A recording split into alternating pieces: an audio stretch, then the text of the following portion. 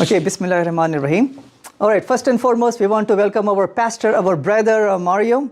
Awesome to have you here. So this is in brief the intro to Islam. First and foremost, we say that God is Allah. And when we say the word Allah, we are not believing in a God who is only a God of the Muslims, the Arabs, Indian, Pakistani, or the Middle Eastern. When we say the word Allah, we are referring to the Creator. In different languages, we say different names for the same Creator. Like in Hebrew language, we can say Elohim, Jehovah, Yahweh. In Spanish, it is Dios. In Norwegian, it is Gud.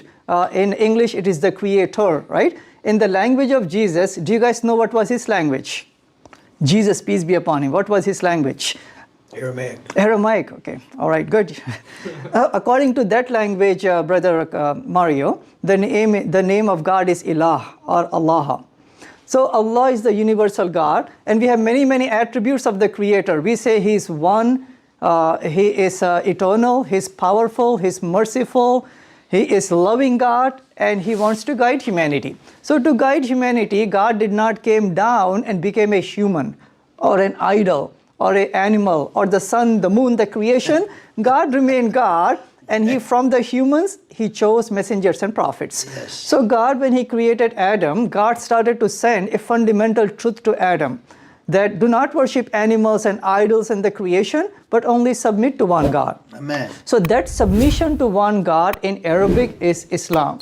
So that same truth then God gave to all the messengers and all the prophets. Some of them I mentioned over here, Brother Mario, Noah, Abraham, Moses, Jesus, Muhammad, peace be upon all of them, and many, many thousands more.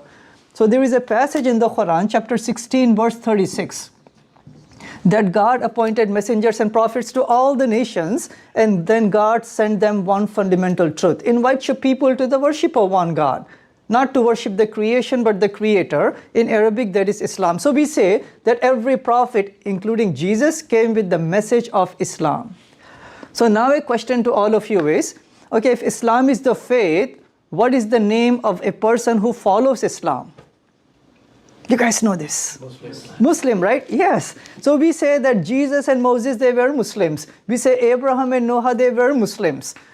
They were not Christians or Jews. In fact, Allah says in the Quran, chapter 3, verse number 67, that Abraham was neither a Jew nor a Christian, but he was a Muslim, right? Allah says that. Even for Jesus, the Quran says in chapter 3, verse number 51, Inna Allah Rabbi wa Rabbukum fa'budu haza sirata mustaqim. So the translation is, Jesus is saying to His people, verily Allah is my Lord and your Lord. Worship Him alone, and that is the straight path. So what happened was, Brother Mario, if you can look at over here. No, I'm. Yeah, so that is the one path, the first and the original and the only faith and the only guidance that God gave for humanity. So what people did in history was, so this is the straight path, this is the path of Islam. All the prophets, they came with that path. But some people, in many different times and generations, they moved away. Like some people, they moved away and they diluted the oneness of God, and they started to take idols as mediators or the creators. That's how the faith of Hinduism was started by humans, not given by God. Some people, they started to worship the sun. Athenism got started. Some people, they started to take away the concept of God and only had certain rituals. That's how Buddhism got started. And then some people, by mistake, they started to elevate Jesus, a messenger, a flesh and blood, a human, because He was doing miracles. They thought maybe He's more than a human. And they started to think, you know what, maybe He's Son of God. Maybe He's God, maybe He's part of Trinity. That's how the faith of Christianity was started by humans, not given by God. In fact, Jesus never heard the word Christianity. Jesus never heard the word Christian. The word Christianity is not there in the whole Bible. The word Judaism is not there in the whole Bible. The word Trinity is not there in the whole Bible. The word Bible is not there in the whole Bible, right, to begin with.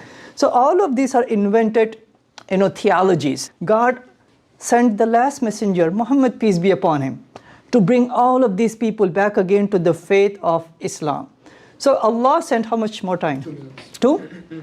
So Allah sent many scriptures. So Allah sent a scripture to Jesus and Moses and David and Abraham and other prophets. Those scriptures were only meant for that time and those people.